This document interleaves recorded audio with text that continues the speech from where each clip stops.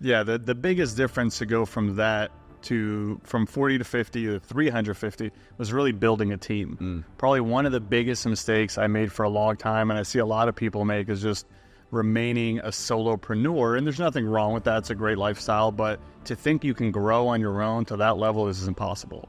So the biggest shift I made was building an actual team, taking the advice of being in a mastermind and actually building a team. That's what took me from having a couple that I'm buying per year to hundreds. What is up, Science Flipping family? This episode is going to be fire because I have a good friend of mine, someone who's raised well over $30 million in real estate, done over 1,000 transactions, done it all virtually, and has a nose to pick the right market to build a massive amount of wealth. Stan Gendlin is here. What's up, my friend? Hey, man, I'm doing good. Thank you for having me. This is an honor to be on your podcast. Bro, it's been a long time coming. We were just able to break bread and have a little bit of breakfast. And I'm telling you that you have something many people don't, and it's being able to look around the corner, being able to pick markets, being able to understand the numbers in real estate. And so you've done the bulk of your 1,000 transactions all virtually, correct? Yep, exactly. Okay. You have bought how many doors for rentals? You're well into the 400, 500 doors in rentals. You may not hold them, but you've been able to buy them and self-liquidate some. Yeah, I mean, as of today, I probably own 700 doors right now. Love that. And we have another 200 doors under contract that we're buying or building. So we'll be over 1,000 by the end of the year. What's your number? Where do you want to go? We're going to 10,000. Let's go. Yeah. I love that. I had a mutual, someone everyone knows, Grant Cardone. Basically, I sat in a chair just like this, and he looked at me and said, Justin, you're playing way too small. Go get 3,000 doors in the next 36 months. Yep. And it's just a function of going and doing it, right? So now that you know that, you gave a little insight secret of some of your success to me personally, so I want to leak that out. You've been told by some of your coaches and mentors and people that you look up to, you need to understand where you're going first and walk it backwards. Yep. Talk about your philosophy in that in the real estate space. Yeah, I mean, I actually followed that philosophy, as I told you personally, before I heard the way this guy told me how to do it, right? Yeah. So when I moved to South Carolina, I came there with a game plan of knowing exactly where I'm going to go, right? I wrote down my ideal life. What is the house that I want to live in going to cost? The cars that I want to have going to cost? You know, having a landscaper and all the good things in life. Yeah. And I came up with a number about 20 grand. Yeah. Right? So I knew when I moved to South Carolina to start my company, 20,000 was the goal. But not only the number, I wrote out a plan how to get there, right? Knowing that each rental that I bought, here's how much cash flow it would give me. So I knew exactly how many rentals I needed to get that to that number. Yeah. Right. And to get those rentals, I knew how many flips I had to do to generate enough money to buy those rentals. So I came in with a game plan. It took me about 3 to 4 years to get to that number, and I was done. 20,000 a month. Isn't that crazy? It's such a simple thing. When you say it to me, I'm like, that's not that difficult. Yes. But it actually starts with something a mutual friend, Ken Clothier, says all the time. Start with the end in mind, right? And then you walk it backwards. So you basically effectively said, okay, how much money am I going to need to buy these rentals? How much is my average profit on a fix and flip? How many of those do I need to get the capital so I can buy another rental? Yep. How many more fix and flips? How many more rentals? That is actually over the top simple. I mean, I'm assuming you probably did it on like a Google sheet. Like it's not some crazy calculator that you had this big algorithm on. I would assume you're just saying... I did on a yellow pad. You did it on a yellow pad? Yes. Even better. It's because we're old. We actually still use pen and paper. That's right. Yeah. So that is really imperative because you can do this in a function that boils it down so simply as long as you know a couple key metrics, right? So you had to figure out what's my average profit per flip? Yep. What's my average money needed for a rental, right? And there it's just a function of go. Yeah. But, as you know, it wasn't I needed enough money for this many rentals because you can refinance yourself out, right? So I just had to have enough to do it twice a year for this many years, right? Yeah. So when it came down to it, that number was pretty achievable and low. Yeah. It wasn't this crazy big number I needed to achieve to get $20,000 a month in passive income. It was, what do I need to get if I broke that down by 4 years? That's $5,000 a year, right? Twice a year, $2,500 for passive income. how do I get that twice a year? Yeah. That's what made it so achievable. And I just rolled that same amount of money over and over and over and got to 20,000 pretty easily. Now, raising private money, you are an expert at this, and I would tell you you're one of the best, and you can see around the corner, and you do it in a way that makes your lenders feel incredibly comfortable. And we talked a lot about your kind of secret sauce with that. When you had to go to scale, I know there was you had what, 40 or 50 rentals to get to that 20 grand a month, give or take? Give or take, yep. But then you get up to 350 rentals. Yep. You had to go raise some capital, or maybe you didn't have to, but you chose to, correct? Yeah, the biggest difference to go from 40 to 50 to 350 was really building a team. Probably one of the biggest mistakes I made for a long time, and I see a lot of people make, is just remaining a solopreneur. And there's nothing wrong with that. It's a great lifestyle. But to think you can grow on your own to that level is impossible. So the biggest shift I made was building an actual team, taking the advice of being in a mastermind and actually building a team. That's what took me from having a couple that I'm buying per year to hundreds. So you did 4, right? So you were on pace to buy, what, 10 rentals a year? I know to me and you, like, that doesn't even sound like a big number, but many of the listeners or watchers might be like, I want 1. Yeah. How the hell do I get 1? Like, what would be your advice to that person maybe watching this or listening to this? Like, great, you were on pace at 10 a year. I would like to get 1 or 2, right? What would you tell them? Yeah, I mean, the thing that so many people approach me, especially in the market that I'm in, and because I have a pretty deep knowledge of the industry, and I have several companies that can do the entire project, there's so many investors like myself, like in South Carolina. If someone came to me and said, I want to get a rental, dude, I will wholesale you a deal. I will renovate it for you, and then you can go and refi it. Yeah. Right? I will do everything for you. So the key to my growth has been partnerships. I have 6 companies today.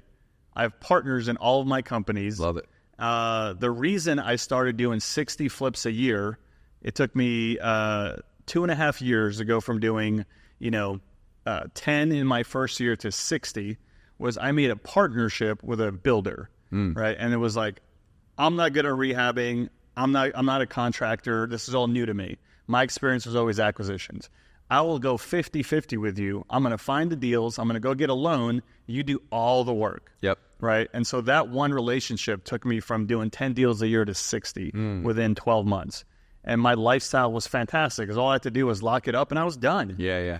Yeah, and that's I think when I met you and everyone was like, holy crap, how are you, right? Like, I remember that trip to Mexico. That was a fun little trip. Yes. I worked so little, and I was making more than ever because of one strategic partnership. So I think this is something everyone has to understand. Too many people who get into this space, they partner with their bro. Like, hey, bro, let's get into real estate, right? I don't believe that's the right type of partner. A strategic partner, like you're talking about, is the right type of partner, right? Whether it's a developer, could even be a money partner that has a really big checkbook that you say, hey, instead of being a lender, why don't we do a strategic partnership on these deals, right? Talk about that. And like, we already talked about your developer, but like, how do you find them? When's the right time? How do you, what would you advise those people to be looking for? Because I would tell everyone, don't go bro it out with your best friend and say, we're going to go crush it and create this LLC and all that stuff. I don't actually believe in that model. Would you agree? Dude, 100%. I see that all the time. I'm going to start a business with my brother, my friend, whatever. It's usually a disaster. Yep. Right. And all of our relationships work because, like you said, they're strategic and these people have complementing skill sets. Yeah. Right. So we own a construction company today. We build whole neighborhoods. My partner is a licensed builder who's done this for 30 years. He wanted to have a legacy, something to pass on to his kids. So we started a construction company and we give him all the projects, all the money. He's just got to build. Yeah. So that's just one example. Now, does he cover any costs? Does he go and like front the material cost? And nope. You'll still pay for everything for him. Okay. So we bring all the deals to him. We bring all the money to him. He's just got to grow a construction company. So he's got multiple project managers. He's licensed. He takes gets all the permits done for us. Basically when I buy a piece of land, I say, hey, here's a piece of land. Here's the house we're building. And then come back to me in a few months and I sell it and make a profit. You're giving me something to think about because when we're done with this, I'll tell you a little bit more of what I'm going through, not to waste time on this episode. But I'm in a construction nightmare. Yeah. I have a contractor that basically is doing fraudulent, like I believe criminal stuff, right? Like not paying the subcontractors. Subcontractors come back to us like, hey, can we get a paycheck? We're like, we paid. Right. Right. Like it's a nightmare, and it's 100% because of what he's done. Going and getting a strategic partnership on the construction side seems to make a lot of sense because you have a lot more control. Yep. Right. Now, so do you essentially, you pay him for the costs and he does everything else? Like you just have no part of that business at all?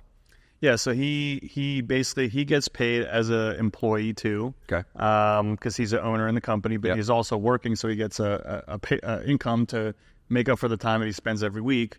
But all the bills are passed through him to us, so we pay everything, all materials, all the contractors, and we just have that trust with him because he's an owner in the business that he's gonna do the right thing, and it's been awesome so far. That's incredible. Yeah. Now, do you have like an LLC at this point, or is it still kind of? Yep. And he's on the operating agreement, the whole thing. Yep, he's a partner in our construction company. That's great. That's great. So, what we did was we started, flipping. When we were flipping and building houses, we said, what are our biggest expenses, right? Project management, construction. Yep. We said the commission on selling, and so we started on realty. So we took all of our expenses and turned them into profit centers. That's how you should do it, right? Is to look at your P&L and say, where am I bleeding and how does that turn into a revenue stream? Yep. And so today when I buy a piece of land or a house, our acquisitions company wholesales it to our investment company. So we make a wholesale fee. That's right. Right. Our construction company or our renovation company, because we have a maintenance and renovation company as well, they're either doing the renovation or we're building, and so we make a profit there. Mm-hmm. Right? When we're done, we sell it, and then we make a profit on the commission as well as being the investor and the owner of the deal too. So we make it 4 times, essentially. Smart. Yeah. And so do you have any oversight, or do you like critique his costs in terms of the projects, your own projects, or do you kind of just say, hey, I trust you, right? You're a partner. So you got to do right by us financially. You can't charge us something that's exorbitant because you're going to hurt the partnership, right? Yep. At that point, do you kind of just say, hey, we trust the numbers based around that? So the way it works is he's a licensed general builder, and he uses subcontractors, right? None of these guys work for him directly or for us. Our team looks like just admin, project managers, builders. So all the costs are passed through. We give him a plan and a budget, and it's his job to hit it. I love that. Very simple. And so where do you see what you're doing, where you live? You now live in Scottsdale, Arizona. Yep. We talked about like the importance of building knowing where you're going and being able to map that back down. But part of that has the need to say, hey, where's the money to help me get there? Yep. Right? I have a little bit of a philosophy, and it's always fly first class, always pay for the most expensive gym, always join the memberships in the country clubs. And it's not because you just want to flex. Like a lot of people think the first class thing, no, because the person next to you can also afford first class. Yep. And that conversation can lead to some incredible things. We talked about Lifetime Fitness. I'm paying almost $400 a month for my family to go to Lifetime Fitness. This week, I just met a developer here in Miami who's like, hey, we have some projects. I hear you on the phone talking about real estate. What do you do? No idea whether we're going to do a deal or not. But like, that's a cool little connection here in Miami. You are big into cars. Yep. You've joined car clubs, things of that nature. Talk about your experience and your philosophy on this raising capital part. Yeah, I would advise people to be in communities of things they enjoy. Yeah. Whether it's cars or golf or whatever. Right, there's money to raise in every hobby. I just love cars, and kind of like you said, there's some people in car clubs that are talking about the motors and the pistons. I don't know what they're talking about. I love to look at cars. I love to drive cars. I don't know much about them, but I joined all these car clubs again to gain access to people that also have the same hobby, make some friends. But a lot of these people are, retired business people, and they have tens and tens of millions to invest. So it's been great for networking with like-minded people who understand real estate investing, because whatever industry you're in, money always flows to real estate. That's where everyone parks their money, whether they're in tech, in biotech, medicine, whatever, it's always flowing to real estate. Everybody owns a home. One of the questions I get is like, why would someone who has $10 million, $20 million, why would they lend you money? Mm-hmm. Why would they? Like, what would their interest be? And I know I have my answer because I've raised a lot of money just like you. But part of my answer goes back to what you just said. People want to be in real estate. Yeah. But they don't want to be in real estate in the toilets and tenants, but they want to be in real estate. Correct. Right? So they may have sold their tech company for $100 million. So they have the cash to say, well, I want to be a part of real estate. So talk to the people that you're talking to and like, why do they lend you money? What is it? Is it just a numbers game? Is it because they want to be a part of it? How does that look like for you? Yeah, I mean, it seems like we have people approach us for two main reasons. Number one is tax write-offs. Yep. Right. If you're selling your company, you're having a huge tax that year. Or if you're exiting a bunch of stocks or whatever. Mm-hmm. So one of the biggest reasons is certainly for big tax write-offs. Because when we buy a piece of real estate, we're going to do something called a cost segregation, which means a cost segregation engineer is going to say things in your apartment complex are not going to last a long time, mm-hmm. right? Toilets, appliances, air conditioners, things like that. So the value of those by law can be depreciated in 1 year. So I'll give you an example. We bought an apartment complex for $13.5 million last year. We had one investor give us $3 million for that one apartment complex. I gave him a K1, which basically says this is how your investment performed this year.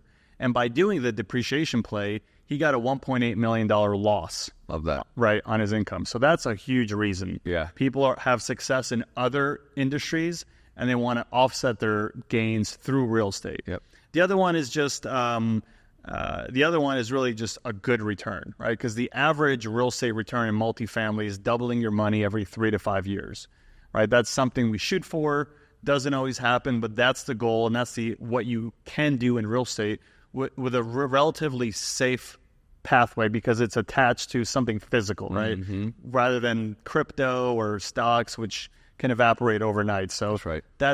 Those are the two biggest reasons. So let's pour into this and stay on the subject because I think people have to understand if you're a doctor, you're a lawyer, you're a dentist, you have even some level of savings, right? Yeah. Even if you just last 20 years you've been saving and you have $100,000 or $200,000, you have to understand if you're still working or if you have paydays, this works for everyone. And I want you to talk to this cost seg. Absolutely. Talk a little bit more in depth because I think there's going to be people watching this, people listening to this, that I would encourage you, reach out to Stan.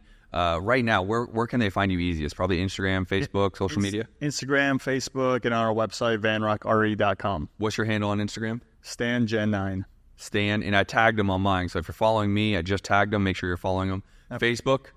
Just my name, Stan Gendlin. There you go. Yep. And we have vanrockre.com. Yep. Make sure you follow this man. He's an expert at this. Again, let's dive into the people that might have a W-2 job, high income earners. Yes. Maybe they've had an exit. Let's talk about the power of this cost seg, what it really means, and how people can utilize it. Yeah. Well, let me just touch upon the doctor thing. I had a conversation with my neighbor a couple of days ago. Both him and his wife are doctors. I'm sure they make a ton of money. They have absolutely no passive income because they've been raised like most people, put into your 401k. They have huge 401ks. And I'm like, how is that helping you live an amazing life today? Right? No answer because it doesn't. None. You can use that money in 20, 30, 40 years, hopefully if the government doesn't raise the retirement age or raise the taxes on it. Yep. So a lot of doctors, they make a lot of money, but they don't understand finances. And so having a conversation with these high-powered white-collar or people that own blue-collar companies and explaining to them how you can have passive income and not have to wait till you're 65 or 67 to access your 401k has just been so powerful. Yep. Yeah. It's interestingly enough, I have people that have retirement accounts that are great private lenders to me because of what you're talking about, right? Is if you put it in the right retirement account, it's self-directed, you can actually use it like your checkbook, right? And you can do it that way. And then my returns, same thing for you. What we do for our investors is it's essentially tax-free as long as they put it back into their retirement account. That's right. Yep. So now they're able to actually grow it and not wait for the stock market or whatever nonsense is happening. The other component of that I just had one of our guests, Chris Noggle, friend of yours, friend of mine, life insurance policies become great investment tools where they have a life insurance policy. I have them myself, and they're actually able to invest into my stuff from money that they're not actively using anyways, a loan from the life insurance companies, a loan, and they're able to make the investment, get the returns, and be able to have equity. I mean, There's a lot of different ways to do this. The key, though, is for those that have high income, I believe their most seductive part of what we do is going to be the tax write-off. So go a little bit deeper into when people do this. Like, how does that actually work for them? Can they not be in real estate? Do they have to actually do something? Like, define a little bit more what you're seeing with your lenders. Yeah. Again, usually it's our highest income earners that are looking for the tax benefits. Most of our family and friends are looking for a good return. Income, yeah. And I mean, it's my understanding that if you don't have any passive income, you can't use the tax write-off on it. So most people that are having a lot of revenue coming in from long-term capital gain, tax-related activities, whether it's selling stocks or selling your business, things like that, other investments, that's where they're coming up to us for the big tax savings. Yeah. And there is some nuance to all this that people should be talking to their accountants and 100%. Stuff like that, right? But there's some nuance in the sense if you're not a professional in real estate, you actually can't take the write-off in the way that you and I can, right? Again, we're not accountants. Please go talk to your accountants about all the laws about it. But you still get the tax write-off. You just don't get to do the rapid appreciation the way you and I can, right? Correct, yes. But still, $1.8 million in tax write-offs is $1.8 million in tax write-offs. I don't care how you cut that. I want it, right? And that's why people should be doing this. Everyone should be in real estate, right? And so to talk to what you're about to do, where your journey going, what are you going to be focusing on now going in the next, let's just say 24 months. We don't need to go 5-10 years. What are you doing for the next 24 months? What are you focusing on? Yeah, very, very clear to us. So in the last year, we bought $50 million worth of real estate. Nice. That's a big number, dude. Congratulations. Thank you. This year, we're going to buy another $50 million. Let's go. And then next year, we have another $50 million planned. So we'll have about $150 million in assets under management, which will mean we'll have around $35 million in funds under management over the next 24 months. So what is your... And let me tell you the strategy there, because a lot of our investors love it. So if you have only $100,000 to invest, right? Most real estate investments say, hey, this is a 3 to 5 year investment. Most of our investments, our goal is to, not always happening, but is to try to refinance your money within 1 year to 18 months and let you take your $100,000 and keep rolling it. That's right. Right. So most of our investors are continuing to roll their money deal into deal into deal. And now they're getting cash flow from that same $100,000 investment on multiple deals and getting the tax write-off on multiple investments with that same $100,000 investment. Yeah, that's the strategy. I mean, listen, anytime you can make an investment for a year, let's call it 18 months, let's call it 2 years, and be able to get the vast majority of your money back, potentially even all of it. Still have equity percentages or income or distribution, still have the return while your money was out, and to be able to rinse and repeat that and do it again. And for the people that are making money, you have a tax write-off. And you have an asset, depending upon how you structure it, that when it sells, they're going to have another payday.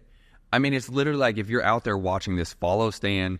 This is the epitome of how to actually think and work like an investor without being the investor, right? Oh, absolutely. Your money is actually working for you. Yeah, our investors make the majority of the profit. Yeah, I would love to be on the other foot. Yeah, right? No doubt. So they make, we give 70% of the upside to our investors. That's right. And us as the general partners, we get the very last dollar that goes out. Our investors get the first 7 out of $10 to go out the door. So that is the right way to do it, and here's why I believe and give you kudos to doing it and doing it the right way. And there's a lot of people in the syndication world that are in trouble and hot water right now. And why I believe you'll always be safe and have great opportunities is because you're the last to get paid. You're the one taking on all the work. But also, those investors will probably never leave you. I just would, if I was an investor with you, I would just say, can we just do this again? Like, why do I want my money back? That means I have to go do something with my money, or I'm going to spend it. I had a conversation yesterday with someone who makes millions of dollars a year. And her point to me was like, if I have my money in my account, it is being spent. It's going somewhere. I'm buying something expensive. I'm taking a vacation. I have to give it to the IRS. Like, why not get into real estate? She has nothing to do with her. And I just gave her a very soft, well, you'd have a tax write-off from all your millions you make. You have equity. You have something that's going to give you a return. And you're not going to go blow it on a Birkin bag, right? I'll tell you the thing I'm most proud of and I'm going to get maybe a little emotional here, is retiring my parents. Yeah, dude. You know, one of the reasons I got into passive income is I had a conversation with my parents about, hey, when are you guys going to retire, right? What does that look like? How old are they, by the way? Let's see, they were 59, so what is that, 65 this year? Nice. Yeah. Okay. So it was like, we need to save $1 million in cash. And this was maybe 10 years ago. We got to save $1 million in cash. Back then, to me, that was like a ton of money. A ton of money. Yeah. And then if we save $1 million in cash, we could spend 30 grand a year to live. And hopefully we don't live long enough until it runs out. Jeez. Right? I'm like, so 30 grand a year is only $2,500 a month. Like, what if I help you guys get to $2,500 in passive income? That's like 5 houses. That's it. Yep. Like, you guys are saving up all this cash that can purchase these houses today by using a 401k rollover, right? Totally. And now you guys don't have to worry for the rest of your lives, right? And so it took from 2014 to 2018, my parents bought enough rentals where today my dad gets $15,000 a month doing nothing, including the houses he owns are worth, over $1.5 million. Right. And so if you wanted a bigger payday one day and just say, F it, I'm out. Yeah. Well, why would you when you can make 15 grand a month? I mean, the beautiful part of real estate, everyone, again, being real estate, there's no reason you shouldn't. If you can follow myself, like, we can help you invest your money, right? You're going to have opportunities for the next 5 to 10 years that people can go to you and say, hey, help me understand what you know. Show me help me do that. Yep. Right. And I encourage you all to follow Stan. He's a trusted friend of mine. He is the guy. So let's kind of jump into what asset classes you're now focusing on, right? Your story, which we didn't go too far into, but you started with single family flipping led to single family rentals then led into some apartments. Where are you now in your journey of real estate? Yeah, right now we are pretty much, we're either buying or building 100-unit properties or bigger. Building, yeah. That's a unique. Never done a 100-unit property. I did a 79-unit development. That almost made me go bankrupt. So that's a different story. But building 100 doors. Yeah, so we're building 100-door townhome rental communities. Nice. Yes. Build to hold. Yep, and that's part of my strategic partnership that I talked about before. My partner, Brian in Van Rock, he's a lawyer in town, owns a law firm, but he's also a seasoned developer. And so when I came to him, I didn't know anything about developing and titling, taking a piece of land and getting it approved for a neighborhood. No clue what that process was like. Yep. I still don't know too much today. He handles that. So I had a 10-acre site that I was looking at. I already purchased a part of it. I was hesitant to buy the rest of it because I don't know what the heck to do with it. Yep. I tried to get a multifamily property approved, didn't know what I was doing, blew through a bunch of money. Tried to get a townhome neighborhood concept, didn't know what I was doing, blew. He came in and said, hey, this is what I could do for you here, and that was the start of our partnership. I had this 10-acre site that I was just going to walk away from, right? I already spent a bunch of money on it. He's like, hey, you have something special here. Here's what I think we can do, and that was our first deal together. And so that started 2 years ago. It just got approved. That's a 95 townhome neighborhood in the area that we work in. And he worked with the local city to get massive tax abatements on it, right? Because the city's right now wanting development, wanting growth. So they're throwing whatever they can to get good quality products and affordable too. Yeah. So that was the start of our relationship. So it's taken 2 years to get it to a approval stage. And that's what I think a lot of people don't understand of the reason I'm bald, right, is we go through the stuff that you don't want to, right? So your investors, the people that want to invest, they don't have to go through all that. Correct. They have to just cut the check when the time's right for the ground up development or maybe infrastructure, things of that nature. But you don't have to go crazy dealing with the cities and dealing with contractors and dealing with the bureaucracy of getting projects to that level. Yes. Right? And so that's probably one of our most successful investment avenues. We do developments, like we'll take a piece of land, we'll get it approved to build a neighborhood, and we'll have a national builder come in way before we're done and come and give us a contract for the whole site. That's great. And then we'll split the profits 50-50 with our investors. That's great. And most of them are 1-year investments. Yep. Yeah. And so you at this point, not to say you don't or won't, do you have anything to do with single family anymore? Absolutely. Okay. Yeah, it's tested. Yeah, and it's it tried and always true. Works. Right. It will always make you cash. Today our construction company is building 11 homes right now. We have another 11 under contract. That's great. We have another 150 in our neighborhoods we're going to build next year. And then we're also flipping 7 houses right now as well. And where are all these locations? In South Carolina, upstate Greenville, Spartanburg. And where do you live? I live in Scottsdale. I wanted to point that out because you can do this without physically being there, right? You don't need a big office. You don't need a big team in an office that you don't have to. Now, if you choose to, fine. I would probably say you don't need the operational bloat in your cost, but anyone can do this business. Mm-hmm. It's about taking action, essentially, right? You had it in you to go off on your own to go get the first flip done. So let's do a little rewinding, because that first deal that you did, you were living in San Diego. Yep. You bought a flip in South Carolina. I put it under contract. Okay. Right. So I was planning on, let me find a deal for, I already knew I was moving to South Carolina. Okay. It's like, I'm going to move there when I find my first deal. So I found my first deal. I had 2 weeks or 10 days of due diligence, right, to make sure I really want to buy it. So once I put it under contract, I had 10 days to move there. Yeah. Right. That was my start date. So I had 10 days to pack up, move across the country, and I drove across the country. It took me 2 days with a trailer and all my stuff, and I got there the day before my due diligence was up. Yeah. I did 1 day of due diligence, only had enough money to buy one house, including the place to live. So I moved into the basement of the house that I was buying a flip and lived there while I was flipping the house above. That's how my journey started. This is why most people won't even get started, because that is way harder than cutting a $100,000 check, putting in an investment in one of your projects and getting return on that, right? Yeah, not to mention before this, I was working for another company doing real estate as well. I was making $30,000 a month. So I went from $30,000 to zero, and I moved into a basement of a house. I was living the life in San Diego. Yeah. Ocean views, just everything I wanted. And I went to living in a basement of my first house. So it certainly takes a little bit of something special to do that. So I was just recently told by my mentor, and this is a very unique framing. Most people say, create the vision that we want. Think about what you're trying to achieve, right? And then work that backwards and that whole thing.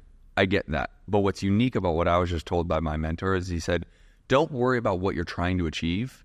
Worry about what sacrifices you have to make and what pain you're willing to go through to actually achieve it. Absolutely. So put that goal out there, but be more focused on what am I actually willing to sacrifice and what am I actually willing to go through, what pain am I willing to go through to achieve the thing? And I think a lot of people would never do what you did. Right. A lot of people would never do what I've done and slept on a couch and borrowed money for my first coach and all the different things that I had to go through to get to where I'm at. And it's an argument for why you've been so successful, because that is not the first story or last story you're going to have about like, I'm going to make this big sacrifice. I'm going to do this thing. I'm going to go live in a basement, flip a home.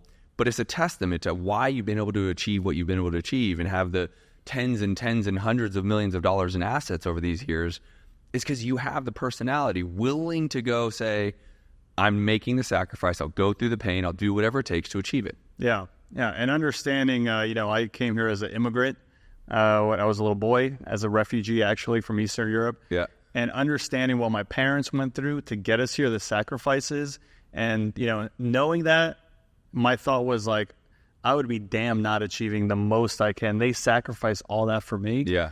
I'm gonna take it to the highest level possible because they deserve it, right? Yeah. And I want to give back to them. So that was kind of the motivation behind 100%. I think me doing this. Yeah. Well, and then what keeps pushing you after all the success you've had, and now you're going to push even harder? Why? Why push harder? What's going to drive you through this next 5 or 10 years, or whenever you say, you know what, enough is enough. I have what I needed. Why keep going? What pushes you now? Yeah, right now it's our team, our investors, to see the dreams we're able to create for people and accomplish, through our investment vehicle. Mm-hmm. When it's, they invest with us and they're able to retire, they're able to do things with their family. It's so fulfilling, especially our employees, our team members. I absolutely love seeing that. Yeah. So being able to grow our team and accomplish dreams for our team members and our investors, like, I was able to retire my parents. I was just going to say, use your dad as an example. Yeah. I mean, for the fact that you could show your dad how to invest his retirement account, and now he's making $15,000 a month because you said, Dad, let me show you what I know. And now you can choose to work or not. Yeah. Like, does he even work anymore? He still works. Yeah. That's part of it but he doesn't have to. Now Correct. He has the choice to work. Yeah. That's why we do. Like, I don't think I can give you my answer. I'll never not be in real estate. Right. My wife to this day, why do you push so hard? Why are you pushing harder? Why? And I'm like, part, I love it. Part, I'm built for it. Yep. But the other part is like, it can create this life that you literally now have the choices of whether you want to work, whether you don't want to work, or whether you want to go to Disney World or not. Like, you have these choices. Yeah. And I think that's something for me. I'll never not be in the real estate game. It may change. I might be doing, the $150 million apartment here in the next 5-10 years. And it may not be the $150,000 home, but I'll be doing real estate. Do you ever see yourself not actively being in real estate? No, I mean, it's a passion for me for sure. And why would you ever stop growing as a person, right? Ever. Right. So it's like, why stop? Regardless of, it's not about the money at all. Yeah. Right. It's like, well, to some it is because you want to have the life, right? And it takes a lot of money to live the life that we live. Yeah. So to some extent, I don't want to just say it's never about the money, because at some level you have to say it's about the money, because that's what affords us to have 2 beautiful kids. You have 2 beautiful kids. I have 2. You know what I mean? Like, yeah, but once you get to a certain level of income, then it's not about the money. It's not about the money. That's right. Right. And after that, it's just growing, meeting amazing people, like the people you meet on this podcast, the people you've met traveling around the country. Yeah. Right. The sage advice I learned from this one guy 2 weeks ago that I told you before. Yeah. Just stuff like that is incredible. That's right. It's fulfilling, and you're able to pass it on to your family and kids and your team, and it's just, I love it. Never stop growing. Let's go. Yeah. I really appreciate you coming by. VanRockRE.com. Yep. Stan Gendlin on Instagram, Facebook, all of the places. This man is an expert real estate investor. And by the way, if you're out there and you do have a W-2 job and you're just curious to know more, reach out to Stan. He could at least give you some great information about how to invest, what it looks like, what's good, what's bad. And he is just someone I fully trust as a good recommendation and a great source, brother. So thank you for coming by. Thanks, man. Thanks for having me. All right. If you guys got something good from this, make sure to share this with at least 2 of your friends so that they can start getting real estate too. We'll see you on the next episode with an incredible guest. Peace.